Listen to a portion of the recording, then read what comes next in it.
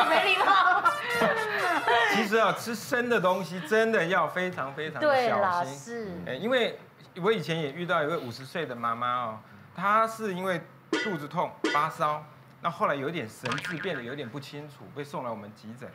就来急诊的时候，我们帮她看了，她全身都发黄，而是眼睛啊、脸啊，哦都发黄，真的是黄脸婆。那皮肤也都是黄的。然后我们给她做电脑断层，就发现她的总胆管哈有结石，然后整个都扩大，然后有阻塞的情形，所以胆汁排不下去，整个都变黄。哇！从皮肤这边放一个引流管到肝脏的那个胆管里面，把那个肮脏的胆汁把它引流出来，一戳进去，结果流出来的东西，哇，好恐怖！大概有好几10只的那个中华肝吸虫就跑出来，那个从那个引流管跑出来，是活的，活的会飘，真的是很可怕。Oh my god！ 就问起来呢，就是说他喜欢吃什么呢？就草鱼、生鱼片。这种淡水鱼的生鱼片其实是尽量都不要吃，因为他吃因为这些淡水鱼有的时候会被中华肝吸虫给寄生，然后你吃的时候就把它吃到肚子里面，它就到胃、到小肠，然后它再到小肠，它沿着那个总胆管往上爬，爬到肝里面就寄生下来，然后所以它可以引起什么呢？肝内的结石、胆结石，还有胆囊癌这一类的东西，它也会引起癌症。刚才讲台湾生活真的是很好，但是东西要煮熟才行，不然你吃了生的东西啊，都很可能会得到虫危机。生鱼片好好吃哦。所以不一样，第一它是淡水鱼，第二它没有经过冷冻处理，对，第三个它芥末沾不够多。观众朋友不要听他讲的，这种病哦，其实最近这几年已经很少看到了。那个在我住院医师第1年、第2年的时候，我们还开过好几个。其实那细菌是看不见，到处都是，只是一般人为什么不会被感染？因为我们有免疫力啊，因为我们皮肤是完整的，你黏膜也是完整，所以你根本就没事，所以不用过度担心呐。可是你自己本身有一些特殊的毛病的时候，你就要很小心环境的卫生，因为那个细菌对正常人可能是没事的，可对那些人就是致命。我们这就有个病人，他就这样子哦，他是一个洗肾的病人，不过他跟各位想象中洗肾不一样，他不是135/26去医院洗，他是在家里自己洗的。但是如果你选择这个，你方便，另外一个你就很小心。这种病人他一定要自我照顾的非常非常好，非常非常好。为什么？你自己在那边弄，万一脏的东西你没清干净就进去了。因为我们这就有病人，他就这样子哦，他45岁就洗肾了，他因为糖尿病，还有没控制好，40岁就开始洗肾，可他就想说他年纪他要工作啊，所以他就选择装个管子在那边洗肾。可他被送到急诊室来，血压只有60，有时候交不醒。好低哦。对，很交不醒哦。那时候我们就问他怎么都不知道啊。但是我们一摸他肚子，他就会皱眉，所以我们猜是肚子的。我们赶快把那个导管有没有抽一点，放一点水出来看，都很浓水，我们就知道是里面感染了。我们赶快帮他开刀，就是其实一开哦，那个味道一出来哦，一闻就知道，黄先生就知道有一些细菌哦，你不用培养，你光是闻你就知道它什么细菌了，因为它就是那个臭味。对，所以那个东西打开来，我们就说绿脓杆菌。是什么味道？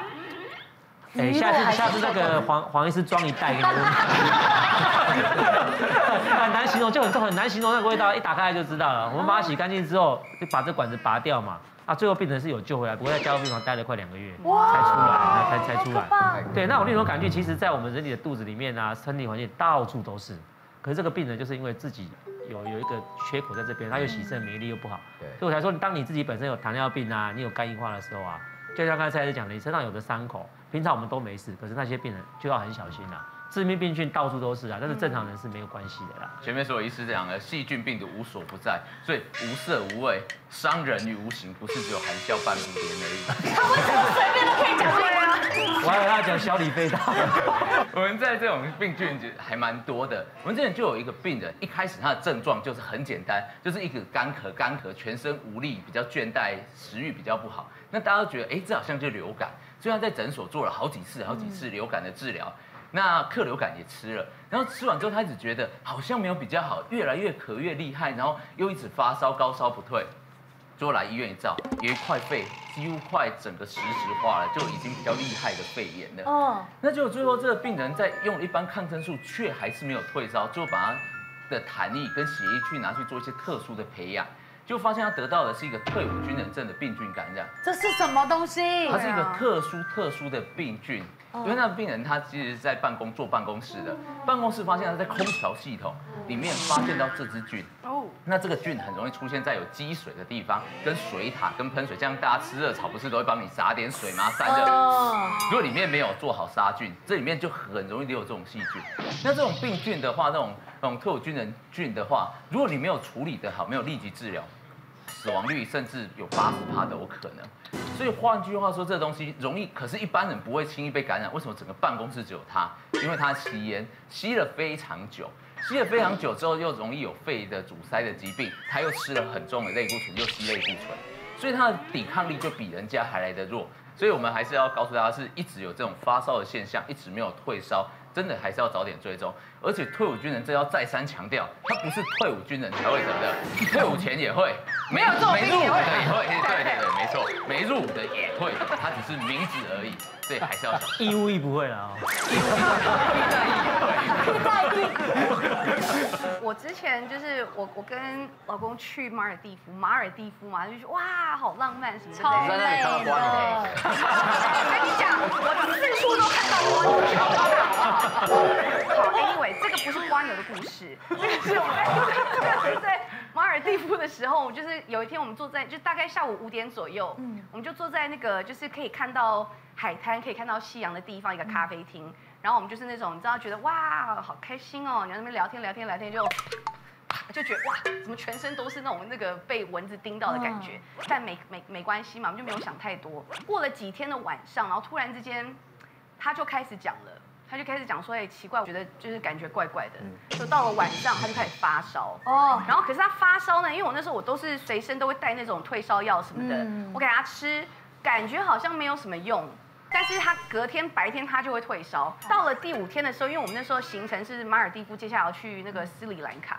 就到了斯里兰卡已经是第5天，他是不是第5天已经发烧，就觉得很不对劲？所以我们就马上立刻就请那个饭店，就是请他们那边的那个当地的那种可以带着一个 suitcase 过来给你看病的那种医生。就那医生一过来之后，他就看说，哎，其实我怎么看我都觉得他应该就是很严重的肠胃型的感冒。我就说，哎，可是医生你等一下，我觉得有一点不对劲哎，就是我发现他的就是脖子以下。你仔细看他的皮肤，不是长皮肤病哦，而是感觉很像血管破裂，全部红的感觉。哦，一点一点吗？对，一点一点的。然后就他一听到这样，他就立刻把他衣服掀起来一看，他就这样站在那边，然后就不讲话了。然后就站了大概1分钟之后，他就看着我，然后就说我不知道要怎么跟你讲哎。我说你这样讲，我就不想听了。他就说我现在怀疑这个就是 dengue fever。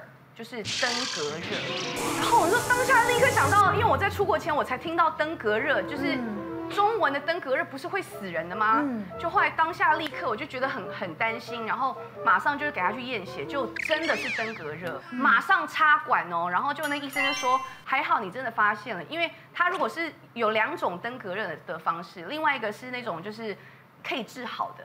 但是呢，如果他没有就是被提早发现，他就是等于是内出血死亡的。哦，好严重。他就说他就是差那么一点点，就是变成那个样子。所以他插管2天之后就还好，就被救回来了这样子。你的插管应该是打点滴的插管还是真的这种？就是对啊，就是不是那个插管，对，就是感觉管子就是插来插去。他是外国人，管子这么大。我的鼻孔也这么大。不过 Ruby 讲的这一点是没错，那些什么越南啊什么，他们那些医生超会诊断登革热，用直觉就是dengue，每个都 dengue。可是台湾也是真的，像夏天的时候也是很小心登革，像是最近也是新北市现在就开始出现，不止新北、台中、嘉义、高雄。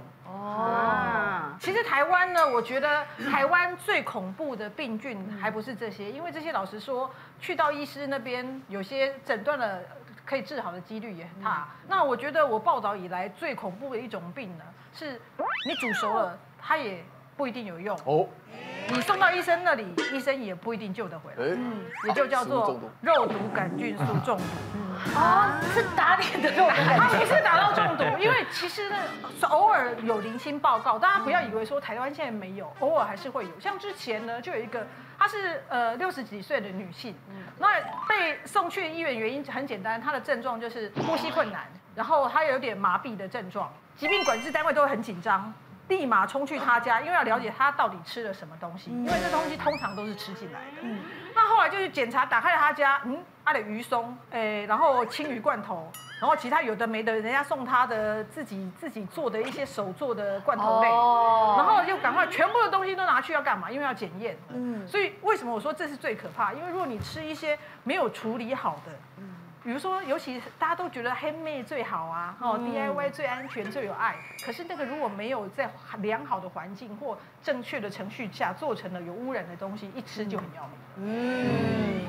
所以真的很多地雷，其实生活中其实都看得到，对不对？包括那么大只的瓜。谢谢大家，谢谢，记得叫妈妈好生粉丝团跟我们说互动，大家拜拜。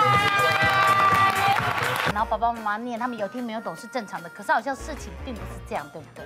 有一些孩子他的听力是正常，他的智力也是正常，可是你就会觉得他还是好像有点听障的问题。那这个时候你就要怀疑你的孩子是有一种叫听知觉障碍，或叫中枢的听知觉处理异常。那意思就是说，这些孩子他的听力听到声音，那他的大脑中间还有一个邮差，要把这个讯息送到他大脑去，然后不管是认知啊、记忆啊，问题中间这个邮差呢就睡着了这样，所以他就是这种就是传说的那种平常说有听没有到，他是真的他有听，可是到不了他大脑，那你就会觉得这个孩子怎么整天都哈来哈去，又有嘈杂的声音，他就没有办法专心在记忆当中，然后他每次看电视都要看很大声，然后他常常记不住同学的名字，等等等等，都是让你觉得说。你是不是平常都听不太到？上了学之后还会有学习障碍的问题。那我这个时候要提醒大家，如果你的孩子的学习障碍，然后加上我刚才讲这些，好像就跟听力有问题一样的孩子一样的这种症状出现的话，那么可以赶快找真正在处理这种学习障碍或阅读障碍的专家，那他就会了解你的孩子目前碰到的困境，那你的学习就可以赶快转个弯，不要再用一般这种课堂上讲课的声音的这种学习方式，这个可能对你的孩子学习的这个整个是事倍，然后公办，甚至是完全没有效率，打击他的自信心。都注意一下。别忘了订阅妈妈好神 YouTube 频道，还有按下铃铛，让你及时收看最新影片哦。想要看更多精彩内容，欢迎点选旁边这些影片哦。